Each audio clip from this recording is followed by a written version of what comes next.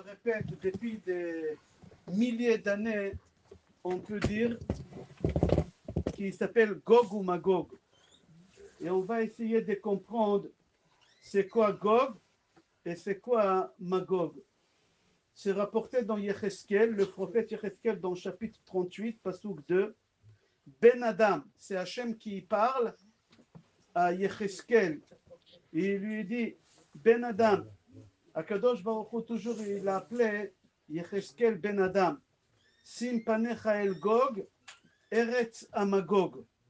Alors là, on voit qu'Akadosh Baruch Hu, il parle de Gog et Magog. C'est quoi Gog et c'est quoi Magog? C'est deux choses qui sont différentes.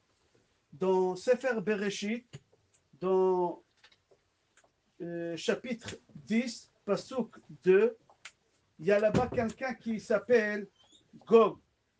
Qui c'est dans la Torah qui s'appelle Gog? Dans Sefer Bereshit, Bnei Yefet. Les enfants de Yefet, ils s'appelaient Gomer ou Magog ou Madai, etc., etc. Magog, il y a quelqu'un qui s'appelait Magog.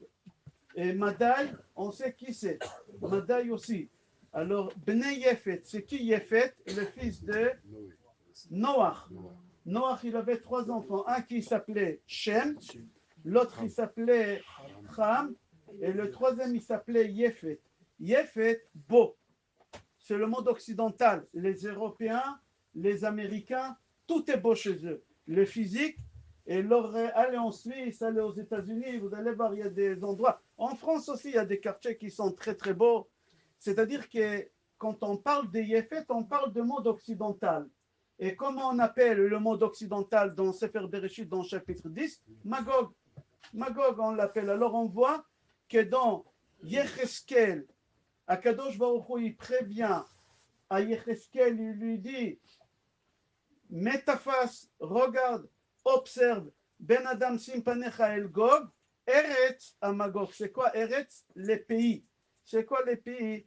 On va expliquer. La prophétie de cette guerre qu'on l'appelle Gog ou Magog, on la trouve dans les prophètes, on la trouve aussi dans la Gemara, on la trouve aussi dans des Midrashim, donc, surtout dans Gemara Sanhedrin et dans Gemara Brachot, c'est rapporté là-bas. Ça va être une guerre qui n'est pas facile. Ça sera qui? Ça sera les États-Unis, ça sera les États-Unis et ça sera l'Europe qui vont sortir en guerre contre Paras. C'est quoi Paras? C'est l'Iran. L'Iran, jusqu'à il y a 80 ans, elle s'appelait Paras dans tous les livres. Madaï ou Paras dans Megillat Esther, dans tous les endroits, on a appelé Iran Paras, Paras. Il y a 80 ans, ils ont changé le nom. Et dans le Talmud, quand on parle d'Iran, c'est Paras, c'est leur vrai nom. Donc, Mara Sanhedrin, on voit quand la guerre elle va s'éclater et il y a des choses bizarres qui vont tomber en Israël. On voit qu'est-ce qui tombe en Israël déjà depuis 19 jours. Et c'est rapporté dans Gemara Avodah Zara, c'est un Tosfot, dans page 2, Amoud 2, c'est marqué là-bas, le jour qu'est Edom. C'est quoi Edom? Edom, c'est rouge. Qui dans la Torah on l'a appelé Edom? Esav, Esaü. C'est le monde occidental. Et ils vont sortir en guerre contre l'Iran. Le Tosfot, il a été écrit il y a à peu près 1000 ans. C'est les petits-enfants d'Erachi, le Tosfot. C'était des Français, les petits-enfants d'Erachi. Et là-bas, eux, ils écrivent clair, ouvrez la Gemara, c'est marqué le jour que la Perse, elle va tomber entre les mains du monde occidental, quelques jours après, le Mashiach, il va se dévoiler. Qui c'est le Mashiach? On a développé la semaine dernière. Est-ce que c'est un homme, c'est une femme? Est-ce que le Mashiach, il sait que c'est le Mashiach? On a expliqué déjà qui c'est le Mashiach dans la première partie, la semaine dernière. Là, on voit le Tosfot, dans Gemara Avodah Zara, dans la première page, Bet Amoud Bet. Là-bas, le Tosfot dit, quand le monde occidental, il va sortir en guerre contre la Perse, et la Perse, elle va tomber entre les mains du monde occidental, sachez que c'est la dernière guerre. Des guerres, on a eu. On a eu des guerres. Depuis toujours, on avait des guerres. Mais quand on aura cette guerre, le monde occidental et l'Iran et la Perse, alors sachez que c'est la dernière guerre. Qui c'est Gog et qui c'est Magog? On dit Gog, la guerre de Gog et Magog. Gog, ça veut dire un chef. un président. C'est quoi Magog? D'une coalition. Il y a plusieurs pays qui se font une coalition et il y a un chef. En français, on appelle Gog ou Magog et on l'appelle l'ONU. C'est les Nations Unies. Ça s'appelle les Nations Unies. C'est-à-dire les Nations Unies, toujours contre Israël, toujours contre beaucoup de choses et toujours ils nous accusent de choses qu'on n'a pas fait. Pourquoi? Comment on va développer Be'ezrat Hashem? Mais je répète, quand vous entendez le mot Gog et Magog, Gog, ça veut dire un chef d'État, un chef d'une coalition de Magog. Magog, c'est plusieurs États qui se réunissent et qui font des choses. Les Nations Unies. Combien ils sont les Nations Unies? Alors, j'ai vérifié sur Google cet après-midi quand j'ai préparé les cours. Et officiellement, il y a dans les Nations Unies 195 pays. Il y a 195 pays qui sont unis. Mais qu'est-ce qui est bizarre? Dans la Torah, c'est marqué que cette coalition, ils vont être 70 pays. Et on est très loin des 70 pays. Alors, comment ça s'explique? Alors, j'ai fait des recherches cet après-midi. Et il y a des rabbinim qui expliquent que le compte, il tombe exactement. Dans les Nations Unies, il y a là-bas des pays qui se répètent 2 fois et 3 fois et même 4 fois. Par exemple, les rabbinim ils disent, par exemple, la Corée. Il y a la Corée du Sud et la Corée du Nord. Alors déjà, on lève un. À part ça, à l'époque, l'Allemagne, ouest, est. Mais c'est un seul pays. Yémen, sud, nord. Il y a la Chine et il y a la Taïwan. D'accord, c'est des pays qui sont les mêmes pays, mais ils sont doublés, qui sont là-bas. Il y a des pays qui sont pays dans un pays. Par exemple, à Rome, il y a le Vatican. D'accord, ils ont leur passeport, ils ont, etc. Mis à part ça, en Italie, il y a un endroit qu'on appelle San Marino, qui aussi c'est un pays, San Marino.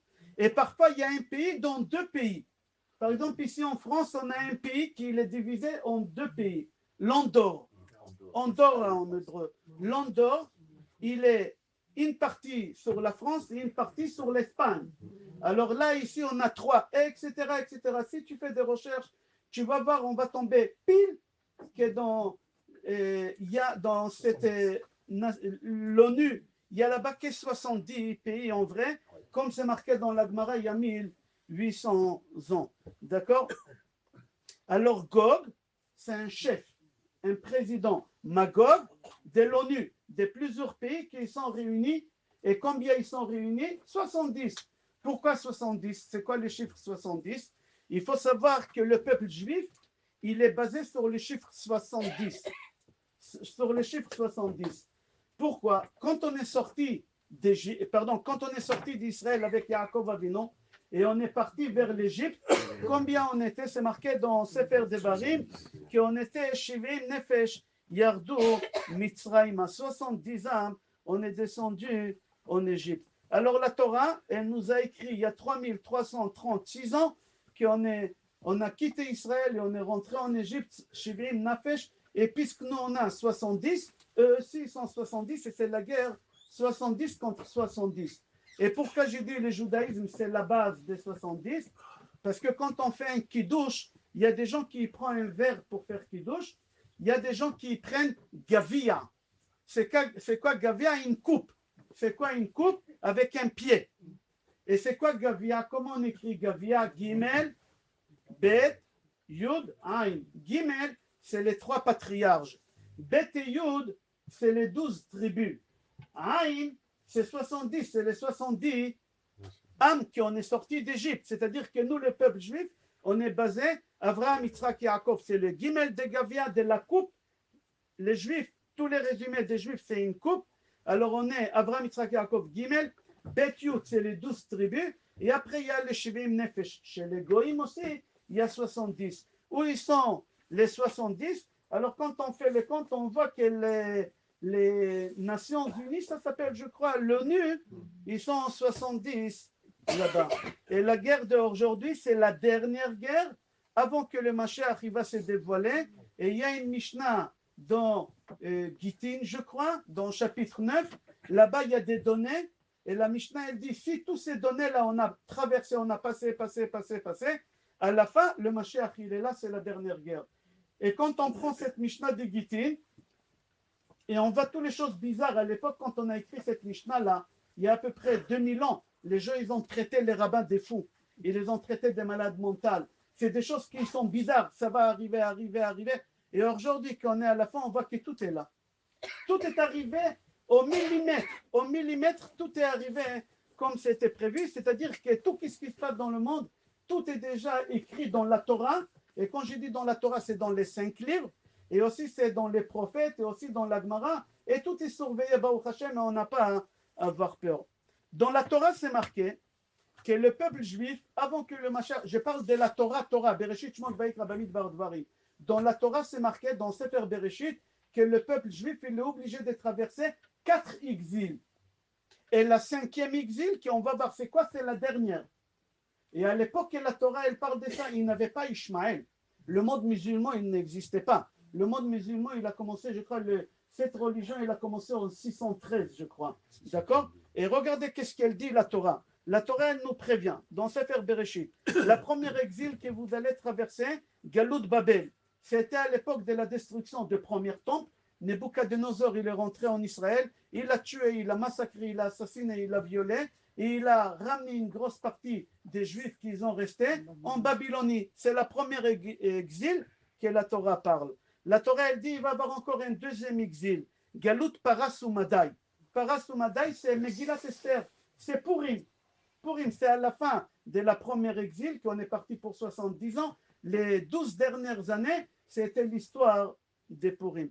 Troisième exil, Galout Yavan.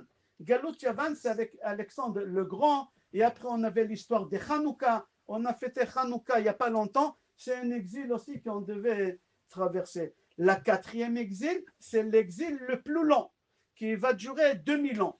Et c'est quoi cet exil? La Torah, elle dit Edom.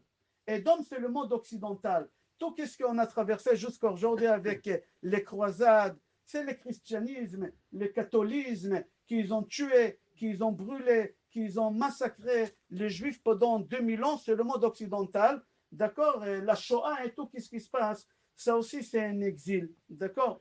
Dans le Zohar HaKadosh, il dit, il y a encore un 5e exil et que ça sera la dernière exil. Et quand on finira cet exil, le Mashiach il va se dévoiler. Rabbi Shimon Bar Yochai, dans le Zohar HaKadosh, il y a 2000 ans, un peu moins que 2000 ans, il dit, Ve'od galut achrona ishi Ishmael. Elle va faire très très mal. Ishmael, elle va faire très très mal. Qui c'est Ishmael? C'est le fils d'Abraham Avinu qu'il a eu avec Agar. Et le Zohar HaKadosh, il dit, c'est une étape dans l'exil, la 4e exil d'Edom. Et qu'est-ce qu'on voit aujourd'hui? Edom, le monde occidental, d'accord, en guerre contre l'Iran et contre... Ok, on a parlé déjà la semaine dernière, on a rapporté le Midrash qui dit que l'Iran, comme ça c'est marqué dans le Midrash, il y a plus de 1000 ans, l'Iran, elle va attaquer l'Arabie Saoudite.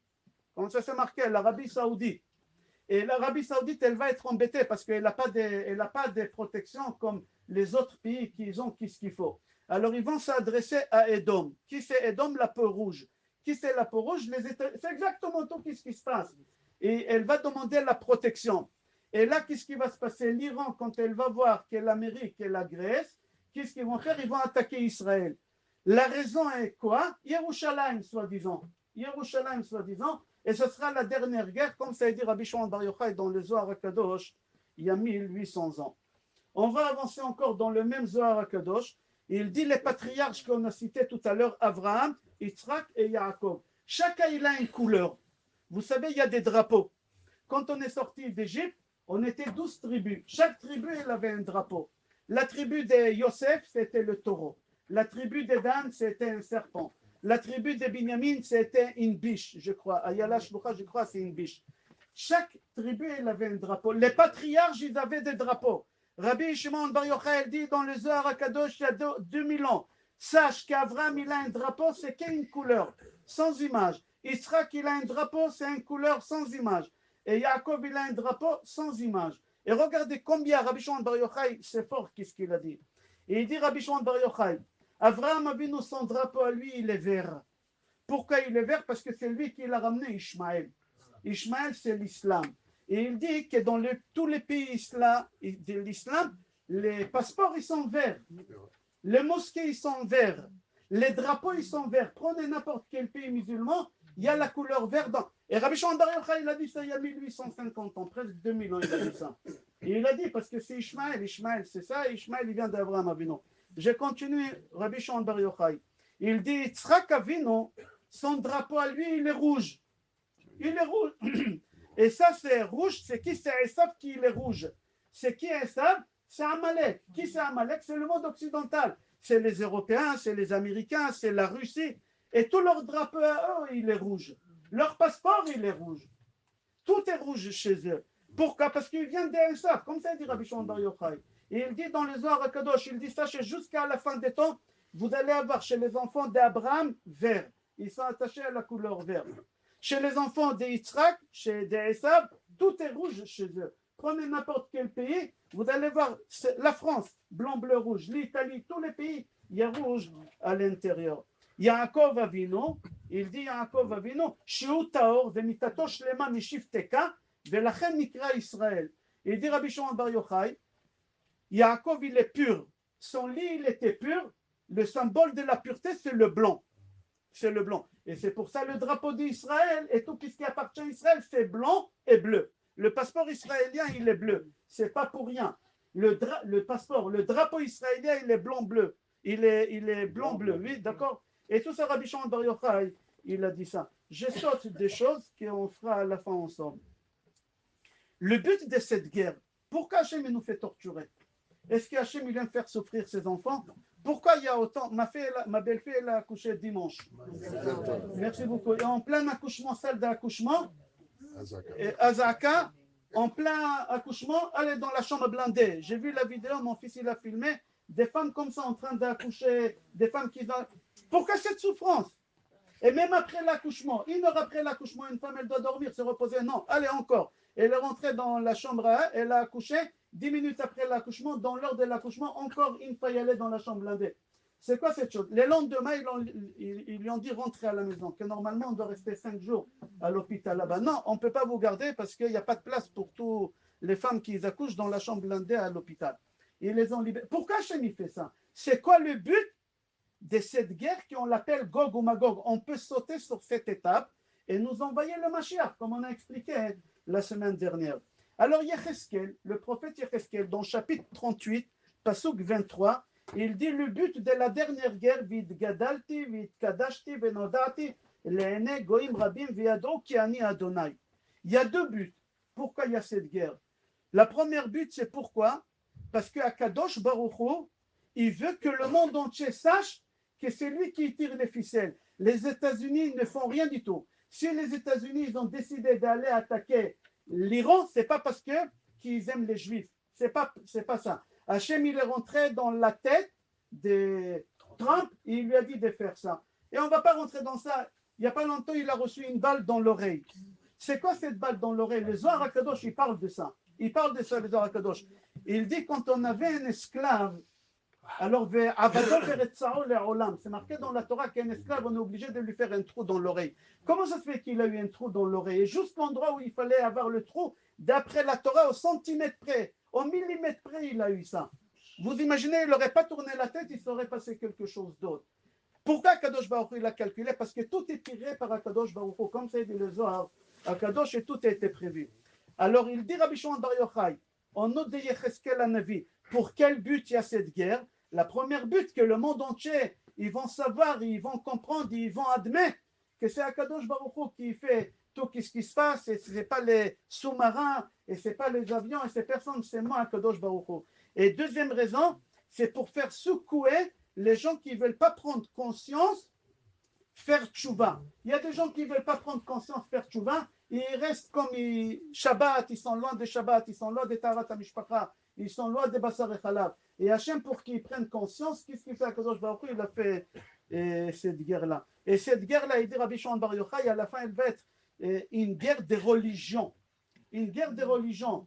Le monde occidental, le christianisme, le catholicisme, comme vous voulez vous l'appeler, parce qu'il est religieux quand même, le chef d'État aux États-Unis, contre une religion qu'on l'appelle l'islam. Et la cause, ça sera la troisième religion qu'on l'appelle Yerushalayim, Yerushalayim, Israël.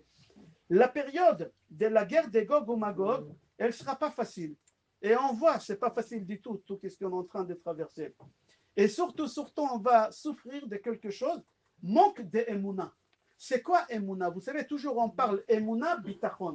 Je vais expliquer en 30 secondes c'est quoi Emouna et Bitachon. Emouna, en français, ça veut dire la foi. C'est quoi la foi? J'ai la foi que tout ce qui m'arrive, c'est Hachem qui le fait. C'est pas ma belle-mère qui m'a critiqué, c'est pas mon mari qui m'a parlé mal. J'ai la foi, même quand il m'a fait du mal, c'est Hachem. Bitachon, Batouach, je suis sûr et certain, c'est pour mon bien. Alors, on va manquer d'Emouna que tout ce que Hachem il fait maintenant dans le monde, c'est pour notre bien. Notre bien. Nous, on va accuser l'Iran et on va dire que c'est les États-Unis, on va dire que c'est la France qui ne veut pas se mêler, et c'est l'Espagne, et c'est l'Italie. Non, ça c'est un manque d'Emouna. Chaque chose, qu'est-ce que tu traverses, tu vas avoir le mérite d'avoir le Mashiach, vis avec la Emouna. Mais le problème, c'est qu'on n'aura pas d'Emouna tellement on va avoir des choses qui sont horribles. C'est marqué dans Gemara Sanhedrin. Vous savez, on avait un roi en Israël qui s'appelait Chizkiya. Chizkiya Hamelech, il était tzaddik. Il habitait à Yerushalayim. Et il y a un roi qui est venu faire la guerre contre Israël. Il s'est déplacé avec 180 000 têtes de bataillons. Dans chaque bataillon, il y a des milliers de soldats. Quand tu fais les comptes, ils étaient à peu près 4 millions de soldats, ils arrivent à Yerushalayim. Yerushalayim, ce n'est pas Yerushalayim d'aujourd'hui, Yerushalayim de l'époque, elle était petite. Sancherib, il arrive le soir de Pessah. Tous les Juifs, ils étaient à la maison en train de faire la Seder. Sancherib, il va à Yerushalayim, il dit, j'ai cru Yerushalayim, c'est énorme. J'entends parler des Juifs dans le monde entier. Il a dit à ses soldats, allez dormir. Demain matin, chacun il se lève et il crache. Fou! Et on va les noyer tous. Qu'avec la cracha, on les noie. On n'a pas besoin de les tuer. Ils vont se noyer. Allez dormir. Tous les soldats, ils sont partis dormir. Akadosh Baruch Hu, il a fait un miracle, qu'ils sont tous morts. Les 4 millions de soldats, tu dis un soldat, il est mort, crise cardiaque. 2 soldats, ils sont morts, crise cardiaque. Et 4 soldats, ils sont morts de peur. D'accord, c'est compréhensible. Mais 4 millions, ils dorment, ils ne se réveillent pas. Le lendemain matin, quand ils ont vu le miracle, comme ça c'est marqué dans le prophète, tous les prophètes de l'époque, et son beau-père, il lui a dit, Yeshayahu ben Amot, il a dit, remercie Hachem. Il t'a fait un miracle. Il vient de tuer 4 millions de personnes devant toi. Il devait nous noyer avec la cracha. Dis merci à Hachem. Vous savez comment on remercie Hachem? En chantant. Lui, il n'a pas voulu. Il a dit, c'est un tzaddik, il a dit la meilleure, c'est marqué comme ça textuellement dans le prophète. Il a dit la meilleure façon de remercier Hachem, c'est un cours de Torah. Il a dit à tout le monde, réunissez à la synagogue, je vous donne un cours de Torah. Son beau-père, il a dit non, c'est pas comme ça qu'on remercie Hachem. C'est bon un cours de Torah, mais si vraiment tu veux remercier Hachem, chante. Viens, on va chanter. Il n'a pas voulu. Il n'a pas voulu. Qu'est-ce qu'on a perdu? Normalement, la guerre des Gog ou Magog, ça devait être quoi? C'est cette guerre-là des Sancherib. Et des Sancherib. Et Chizkiyahu, il devait être le roi Mashiach. Lui, Sancherib, ça devait être Gog ou Magog. Gog, le chef, Magog de tous les soldats. D'accord? Et Chizkiyahu, il devait être Mashiach. On devait avoir, s'il aurait chanté, on aurait été libéré déjà depuis. Il y a 2000 ans, on aurait été libéré. Mais lui, il n'a pas voulu chanter. Aujourd'hui aussi. Si vous voulez remercier Hachem, la meilleure façon de remercier Hachem, c'est chanter. Mettez-vous à chanter. Lui, il y a des gens qui ont un problème, alors ils s'assoient pour faire Tihilim, ils envoient des... Non, envoyez de la musique, chantez, tapez des mains, c'est la meilleure façon. Hachem, il va t'ouvrir tous les portes. Ivdou et Adonai besimcha. Ba'u lefanav birnana. C'est quoi Ivdou? Prier. Comment on prie? Avoda. C'est quoi Avoda? C'est tfila. Comment on fait la tfila besimcha? Avec la joie. C'est quoi Rina? Avec des chants. Chante. Et lui, il n'a pas voulu. Yecheskel, il n'a pas voulu. Les rabbanim, ils l'ont dit. Les Nevi'im, ils l'ont dit. Son beau-père, qui c'était le plus grand navi de l'époque, Yeshayahu ben Amot, il a dit, beau-fils, chante, remercie Hachem. Il a dit, non, remercie Hachem, c'est qu'avec un cours de Torah. Hachem, il lui a dit, tu as perdu. C'est-à-dire l'erreur que lui, il a fait, c'est quoi? Qu'il n'a pas voulu chanter. Nous, aujourd'hui, en 2026, on n'a pas à refaire la même erreur qu'il a fait. Si on veut remercier Hachem pour tous les miracles qu'il nous a fait depuis, alors on est obligé de chanter. On a eu des miracles. On a eu des miracles. Regardez tout ce qu'on a traversé depuis le 7 octobre. C'est des miracles, qu'est-ce qui s'est passé. Je lis les Zohar. Et il dit comme ça. Amra midat adin lifnei HaKadosh Baruch Hu.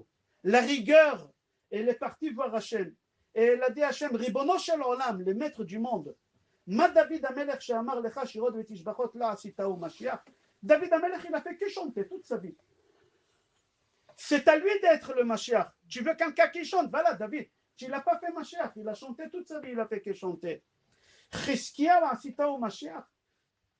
Chizkia, tu lui as fait des miracles. Tu as tué 4 millions de soldats. Et il ne veut pas chanter. Tu veux le nommer Mashiach? On n'est pas d'accord. Midat Adin, il a dit à Kadosh Baruch Hu, on n'est pas d'accord. Non, on veut quelqu'un qui chante. C'est comme ça que tu es imprégné. Et tout ça, c'était le soir de Pessah. Le soir de Pessah, c'était tout ça. C'est pour cela qu'on n'a pas le droit de faire la même erreur qu'il a fait Chizkiyahu et de tomber dans la tristesse, dans la peur, dans des phobies, dans arriver à un état de schizophrénie, bipolar à cause. Les gens, ils ont peur, ils ne savent pas quoi faire. Ils ne savent pas, c'est marqué dans le prophète, dans le Midrash, c'est marqué, qu'Akadosh Baruch Hu, il voit les bénis Israël, ils courent à droite à gauche, chambre blindée, pas chambre blindée, mamad, pas mamad. Ils ne savent pas quoi faire, on rentre, on sort. Il y a des gens qui, ce qu'ils font, ils dorment dans les abris, ils disent comme ça, je n'ai pas besoin de me lever, ils dorment là-bas. Hachem, il dit aux bénis Israël, Banaï, mes enfants, Mima atem mitraïm, de quoi vous avez peur? Vous ne comprenez pas que c'est moi qui j'ai tiré les ficelles? Je vous demande une seule chose, de ne pas avoir la peur. Vous voulez avoir le Mashiach? Vous voulez être cette génération de Mashiach? Alors enlevez la peur. Et on n'a pas le droit de faire la même erreur qu'il a fait Chizkiyahu. Regardez, le 28 mars, c'était Shabbat.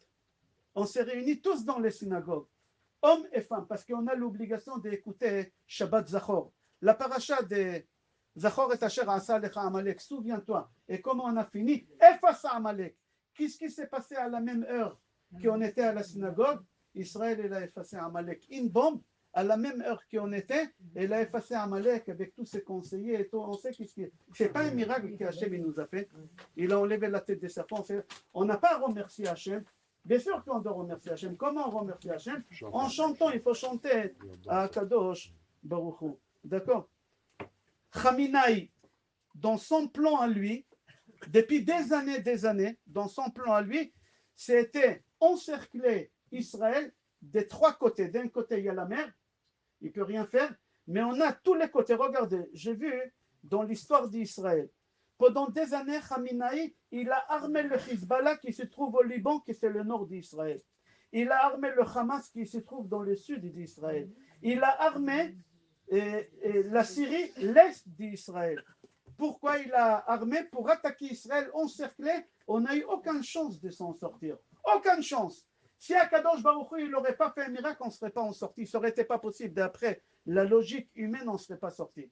Qu'est-ce qu'il a fait Akadosh Baruch Hu? Il a fait le miracle. Liban, en quelques heures. La Syrie, en quelques heures. En quelques heures, les Israéliens, ils ont rentré, ils ont fait un massacre.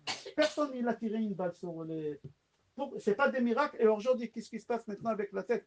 On n'a pas remercié Hachem. Comment on remercie Hachem? En chantant. Comme ça, c'est marqué dans le livre. J'ai lu hier soir un article dans un journal israélien. Ce n'est pas un journal, je ne lis pas des journaux. Dans un reportage israélien, que Trump, il a posé la question à Benjamin Netanyahu. Il a dit, écoute, je ne comprends pas les Juifs. Je ne comprends pas comment vous fonctionnez les Juifs. Il a dit, normalement, dans un pays où il y a une guerre, tout le monde y fuit le pays. Tout le monde. Tout le monde. Là, Israël est en guerre. Chaque fois qu'on est en guerre, tout le monde cherche à rentrer en Israël. Ils rentrent à pied par l'Égypte, ils rentrent par la mer, ils prennent le bateau de je ne sais pas où pour arriver en Israël à Ashdod. Ils cherchent des avions. Mais vous êtes malade? Mais normalement, tout le monde est fui. Jamais j'ai vu un pays qui est en guerre et tout le monde y cherche à venir. Qu'est-ce que vous faites? Alors, Bibi Netanyahu, il a dit, jamais tu vas comprendre, il faut avoir un cœur juif pour comprendre pourquoi on cherche à rentrer en Israël. C'est officiel, c'est quelque chose qui était officiel. Venez, on va avancer. Dans Parashat Balak, il y a là-bas la prophétie de Bilam. Bilam, Balak, il a ramené pour maudire les bénis Israël. Et Bilam, il a voulu maudire les bénis Israël. Et au lieu de faire du mal aux bénis Israël, Bilam, il parle. Il dit des prophéties pour 2026. Pour nous, il dit ouvrez la Torah. La Torah, elle a été donnée il y a 3336 ans. C'est pas qu'on a pris la Torah et on a rajouté. Il y a 3036 ans, c'était marqué les mots qu'on utilise aujourd'hui dans cette guerre. On utilise les mêmes paroles que lui. On a reçu la Torah au l'an 2448 de la création du monde. On est en 5786, fête 5786. Moi, 2448, il y a 3336 ans, on a reçu la Torah. Et qu'est-ce qui est marqué dans la Torah, dans Parashat Balak? Bilam, il dit comme ça, dans Sefer Bamidbar, chapitre 23, pasuk 24. Écoutez qu'est-ce qu'il dit. Hen am kelavi. Ça veut dire quelque chose, am kelavi? C'est le nom de la guerre. Am kelavi. Ine am kelavi yakumu ke'ari itnasa. Lo ishkav ad yochal taref vedam chalali mishte. Il a dit qu'il va y avoir une guerre. Il y a 3036 ans, il a dit qu'il va y avoir une guerre en Israël qu'on va l'appeler Am Kelavi. C'est la guerre. Ouvrez Google. Demandez-lui comment elle s'appelle la guerre officiellement. Maintenant, là, la dernière guerre avec l'Iran. Ça s'appelle Am Kelavi. Et lui, il dit, il y a 3336 ans, En Am Kelavi Akoum. Ils vont s'élever. Toujours Israël, elle se tue. Elle n'a rien dit. Elle va s'élever. Kari, comme un lion. Comme un lion, ils vont se lever. Lo ishkav ad yochal taref. Il ne va pas baisser les bras jusqu'à qu'il va tuer la tête des serpents. Et la tête des serpents, c'est qui? Où il se trouve où? C'est marqué noir sur blanc dans la Torah, il y a 3036 ans. C'est pas qu'on a rajouté ou on transforme les mots en araméen. C'est les mêmes paroles qu'aujourd'hui, l'État d'Israël a déclaré officiellement la guerre Am Kelavi. C'est exactement ce qui est marqué dans ces passages. C'est marqué dans Gemara Sanhedrin. La période qu'on va traverser, elle ne va pas être facile. C'est lui qui va résister dans notre génération à garder la émouna. C'est comme quelqu'un qui est capable d'escalader un mur à main nue, il n'y a rien. Essaye d'escalader un mur, tu ne peux pas escalader un mur. Mais c'est lui qui arrive à escalader un mur, c'est-à-dire c'est lui qui arrive à garder la émouna, il verra le Mashiach. Il verra le Mashiach. Qui c'est le Mashiach? On ne sait pas qui c'est le Mashiach. Même le Mashiach lui-même, il ne sait pas qui c'est le Mashiach. Même lui-même, il ne sait pas. Une heure avant qu'il va se dévoiler, Hachem, il va lui dire que tu es le Mashiach. Et lui, il doit faire 9 choses pour nous prouver que c'est le Mashiach. Parce que dans l'histoire juive, il y a plein qui se sont pris, ils avaient des syndromes de Jérusalem, des syndromes des Messies, ils se sont pris. Même Rabbi Akiva, il s'est trompé, il a cru que Bar Korva, Bar Kuziva, c'est le Mashiach. Ayano Sekelav chez le Bar Rabbi Akiva, vous savez qui c'est Rabbi Akiva? Toute la Torah qu'on a aujourd'hui, c'est de Rabbi Akiva. Tout. Gemara, Mishnah, Safra, Sifri, Mechilta, tout c'est Rabbi Zohar Kadosh. Tout c'est Rabbi Akiva, c'était ses élèves. Rabbi Akiva, il s'est planté, alors non, on ne va pas se tromper. Bien sûr qu'on va se tromper. Les Juifs de Yémen, ils étaient très liés avec le Maïmonide. Alors le Maïmonide, il leur a écrit des courriers, ils ont pris un livre, ils l'ont appelé Igeret Teman. Et un jour là-bas, eux, ils lui envoient un courrier, ils lui disent, il y a un Juif parmi nous qui se déclare le Messie. Est-ce que c'est lui? Le Mashiach, il est là. Il leur a dit, dites-moi tout qu'est-ce qu'il fait. Et je vais vous dire si c'est lui. Il y a des choses que le Mashiach, il doit faire, 9 choses. Si la personne, elle fait ces 9 choses, c'est lui le Mashiach. Parce que le Mashiach lui-même, il ne sait pas que c'est le Mashiach. Une heure avant, Hachem, il va se dévoiler à lui. 72 heures avant qu'Hachem, il va se dévoiler à lui, Hachem, il va nous envoyer Eliyahu Hanavi. C'est marqué, Anochi sholach lachem et Eliyahu Hanavi, lifnei bo yom Hashem hagadol ve'anora ve'eshiv levava. 3 jours avant, Eliyahu Hanavi va venir, il va nous dire, écoutez, le Mashiach, il va arriver dans 72 heures, je ne sais pas qui c'est moi non plus. Il va dire Eliyahu Hanavi, renforcez-vous, ve'eshiv levavot albanim, faites tchouva, renforcez-vous pour que le Mashiach, il va se dévoiler. Le Mashiach lui-même, il ne sait pas qui est le Mashiach, une heure avant. Et quand Hachem, il va se dévoiler, c'est un juif saint. Le Mashiach, c'est un enfant qui est né d'une père et d'une mère, d'une relation normale. Ce n'est pas quelqu'un superman, un ange. Non, c'est un être humain comme nous. Il va aux toilettes, il mange, il boit, normal. Alors, lui, il doit avoir 9 choses. Comment il peut faire ces 9 choses-là, un homme normal? Premièrement, il doit avoir la connaissance de toute la Torah. Il n'y a pas quelqu'un qui a la connaissance de toute la Torah. La Torah, elle n'a pas de fin. Mais lui, il aura toute la Torah. Alors, c'est marqué dans le Zohar HaKadosh qu'Hachem, il va lui donner une neshama qui s'appelle Ken Tzipor. Comme ça, il aura toute la connaissance de la Torah. C'est la première chose. Deuxième chose, il saura comment nous transmettre la Torah. Troisième chose, il va ramener la paix dans le monde. Il va faire en sorte que tous les pays vont lui demander d'être roi sur eux. Il va régner sur le monde. Il va construire le 3e Beth Amikdash. Qui est capable de construire le 3e Beth Amikdash? On aura le Kohen Gadol, Be'ezrat Hashem. On aura des choses extraordinaires. Il y a une seule chose, on va continuer à faire des naissances et à mourir. La mort, elle va continuer pendant la période de Mashiach. Après, les morts, ils vont ressusciter, ça va durer, il y en a qui disent 40 ans, il y en a qui disent 70 ans. Alors, regardez qu'est-ce qu'elle dit, la Gemara. Sanhedrin, page 98. La Gemara dit, il y a des rabbanim qui prient Hachem de ne pas vivre dans notre époque, dans notre génération. Des grands rabbanim, Ils ne veulent pas vivre ici. Pourquoi? Parce qu'ils disent, on n'aura pas la émouna, on va voir des choses horribles, comment ils vont violer des femmes juives le 7 octobre, comment ils vont égorger, comment ils vont brûler, comment ils vont faire des choses horribles, et tu dois rester encore avec la émouna que c'est Hachem qui fait, et c'est pour notre bien. Il ou le bien de violer une fille de 14 ans, et après je dois la recevoir au Bédina Ashdod, et on me pose la question, les parents, est-ce qu'elle a le droit d'avorter, oui ou non? Comment tu peux rester juif comme ça? Comment? Il ou Hachem? Alors la émouna, tu te détaches. Alors il y a des rabbinim, ils ont dit, vivre sans la émouna, on ne peut pas vivre, on préfère ne pas être là. Regardez qu'est-ce qu'il dit. Amar Oula. Oula, c'est un rab. Il a dit, Yeite velach mine, qui vient, mais j'aimerais pas être là. Le Mashiach, Baruch haba, mais je veux pas être là. Je vais être dans un autre endroit. Je veux pas être là. Rabba Amar, Yeite velach, qui vient, mais je veux pas être là. Rav Yosef Amar, des rabbanim, ils ont dit, Amar Abaye, les Rava, tu as peur? Il a dit, non, j'ai pas peur de la guerre. Non, moi j'ai peur de ne pas avoir la émouna. Vivre sans la émouna, ça ne vaut pas le coup de vivre sans la émouna. Et c'est pour ça que je ne veux pas être là. On n'a pas le droit de perdre la émouna. C'est marqué dans Tihilim 120.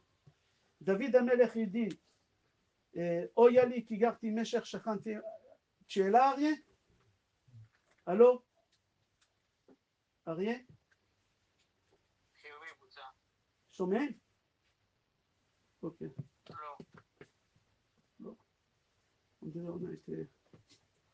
C'est marqué dans Tihilim. Regardez ce qu'il dit David Amelech.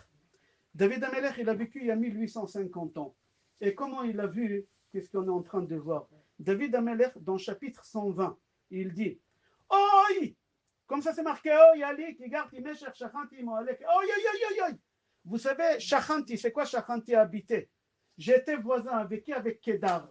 Qui c'est Kedar? Les Arabes. Les Arabes, c'était mes voisins, j'habitais avec eux.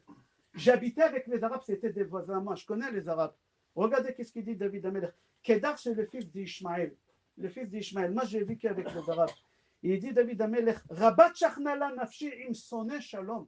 C'est des gens qui détestent la paix. Ils ne veulent pas la paix, ces gens-là.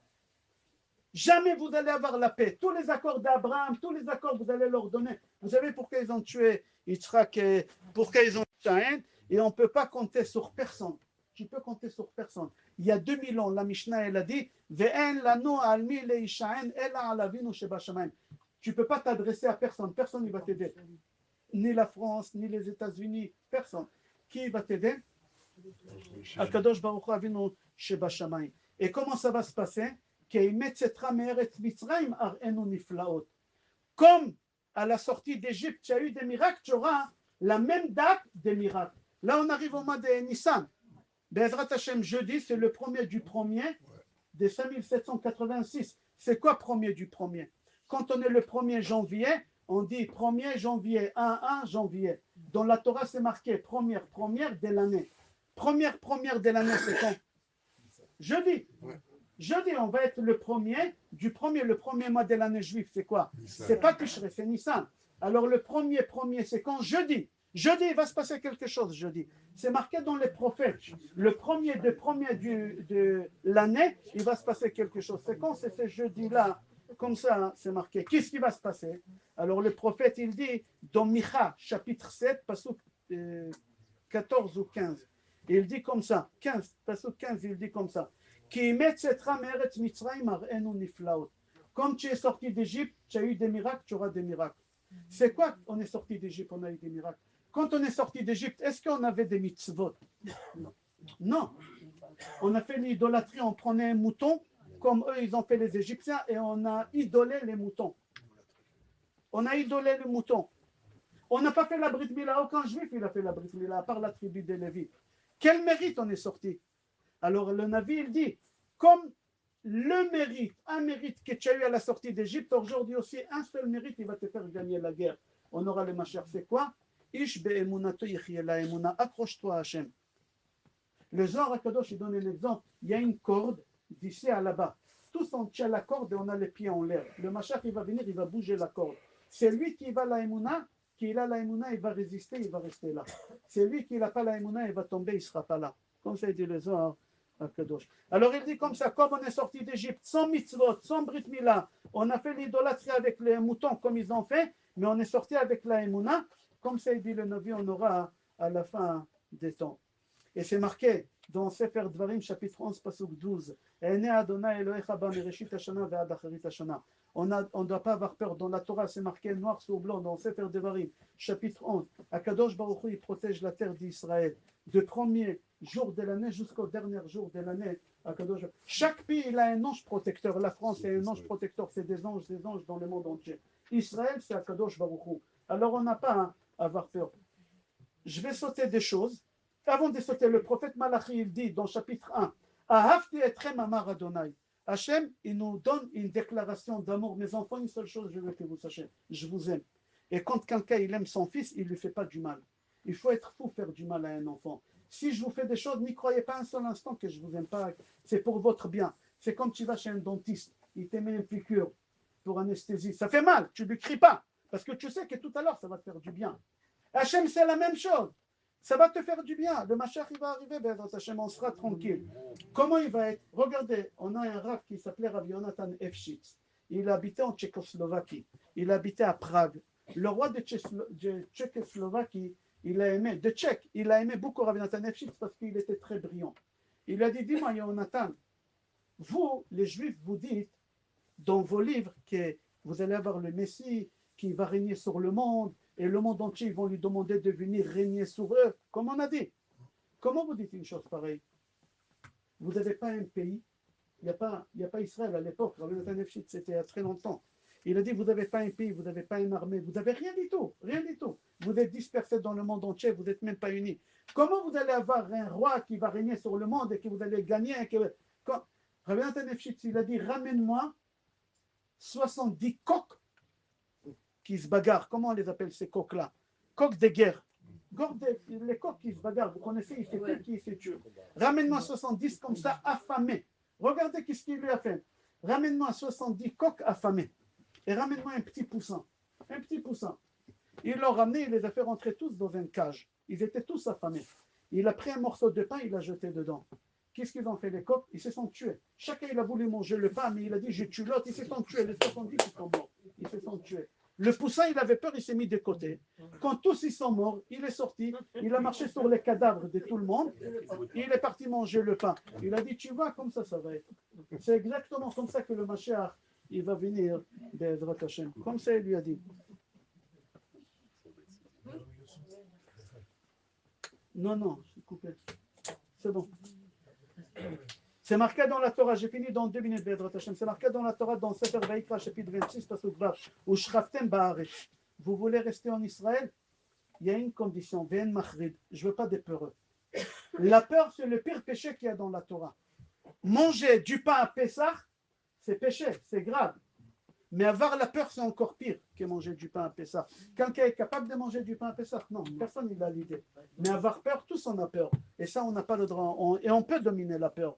Une femme, elle est assise devant le docteur. Le gynécologue, il lui dit, madame, oui, et le bébé, il n'a pas assez d'oxygène. Vous êtes en 7 mois de grossesse. Il y a un risque d'été 21. Tu n'as pas peur. Mais comment tu veux que j'ai pas peur? Je suis en train d'entendre des choses horribles. Non, c'est ça un juif. Peu importe qu'est-ce que tu traverses, Israël, Shir'el, tu chantes directement. Et Hachem, il va te faire sortir. Agaon Mevin m'a dit que la guerre des Gog ou Magog, il a dit elle va durer 12 minutes et demie, comme ça c'est marqué dans Aderet Eliyahu. 12 minutes et demie, les gens ils se sont moqués de lui. Comment on peut faire une guerre 12 minutes et demie? Il a vécu il y a quelques centaines d'années. Comment? Avant, pour déclarer une guerre, il fallait 3 ans. Pour arrêter une guerre, il fallait 100 ans. La guerre des 100 ans, il fallait... Comment? Aujourd'hui, quand vous calculez, avant le cours, j'ai demandé à Google combien de temps un missile Iran jusqu'Israël. Il dit entre 12 minutes et demie et 17 minutes. Comme ça, il dit. À l'époque, ils se sont moqués de lui et qu'il a dit cette chose-là. Et il dit Rav Nachman de Brest, tous les problèmes qu'il y a dans le monde, en général et en particulier, parce qu'on n'a pas la Emouna. C'est quoi la Emouna? Oui. C'est bon. Il y a un manque de Emouna. C'est quoi le symptôme de la Emouna? Marcher dans la rue avec un sourire. Hachem, il veut te voir sourire tout le temps. Ne pas avoir la peur, ne pas avoir la rancune, la haine. C'est ça la Emouna, comme ça Rav Nachman il dit. Et si quelqu'un il a une maladie à la maison, parce qu'on n'est pas assez joyeux dans cette maison. Il dit Rav Nachman, si dans une maison il y a la simcha, Il n'y a pas une boîte de médicaments qui traverse la porte. Quand il vient une boîte de médicaments, une boîte de Doliprane, elle ne passe pas la porte. Et s'il y a des médicaments, parce qu'il y a des problèmes dans cette maison, il y a on ne danse pas assez, on ne chante pas assez, comme c'est dit Rav Nachman. Dans la Haggadah, on va dire à Pesach Be'ezrat Hashem, en Eretz Israël, Be'ezrat Hashem, au Bet Amikdash, on va la lire Be'ezrat Hashem. Bechol dor vador omdim alenu lechalotenu ve'akadosh baruch hu matzilenu miyada. Dans chaque génération et génération, il y a quelqu'un qui veut nous exterminer. Et depuis toujours, depuis Abraham Avinu, on avait Nimrod, et on avait Korach, tout le temps on avait quelqu'un, on avait Arafat, on avait Kadhafi, et on avait tout le monde, on avait, tout le temps. Et quoi, Akadosh Baruch Hu matzilenu miyada. Akadosh Baruch Hu, il ne va jamais nous abandonner. Comment on doit se comporter? David Amelech, il dit dans Télim 131, Kagamol alayimo, Kagamol alay nafshi. Vous savez, si vous prenez un bébé de 4 ans, vous le jetez en l'air, il est content encore, il est content, il est joyeux. Il n'a pas peur. Pourquoi? Parce qu'il sait, papa il est fort, papa il m'attrape, maman il a confiance. Prenez un enfant bar mitzvah, et quand on le fait sur une chaise et on lève, pourquoi? Parce qu'il fait confiance à personne. David Amelech, il dit, comporte-toi comme un bébé.